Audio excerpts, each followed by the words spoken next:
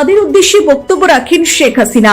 এমনকি বাংলাদেশের বর্তমান সরকারের কর্মকাণ্ড নিয়েও কথা বলেন তিনি। এছাড়াও আওয়ামী লীগের উন্নয়নের খতিয়ান দেন শেখ হাসিনা।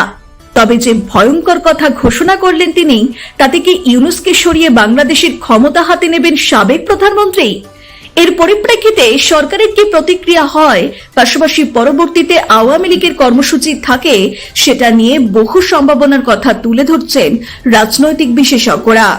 ভারতের আশ্রয়ে রয়েছেন বাংলাদেশের সাবেক প্রধানমন্ত্রী শেখ হাসিনা। তিনি সেখান থেকেই একাধিকবার বাংলাদেশের জনগণ ও আওয়ামী লীগ নেতাকর্মীদের উদ্দেশ্যে ভাষণ দিয়েছেন।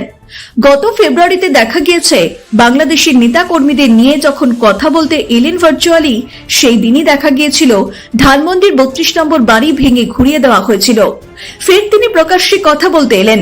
সেখানে মোহাম্মদ ইউনূস সরকারের নানা কর্মকাণ্ডের কথার পাশাপাশি তিনি 5ই আগস্টের আগে এবং পরে নিহতদের উদ্দেশ্যে কথা বলেন।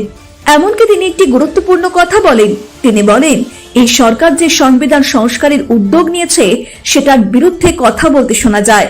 তিনি জানান, সংবিধান মহান মুক্তিযুদ্ধের পরে 72 সালের পর যে সংবিধান তৈরি করা হয়, ডক্টর কামাল হোসেনের নেতৃত্বে যে সংবিধান প্রণয়ন কমিটি গঠন করা হয় এবং তার একটি বৈধতা ছিল এবং তারই আলোকে প্রথম বাংলাদেশে নির্বাচন আয়োজন করা হয়। কিন্তু সেই সংবিধান ছুঁড়ে ফেলে দেওয়ার পরিকল্পনা করছে মোহাম্মদ ইউনূসের সরকার।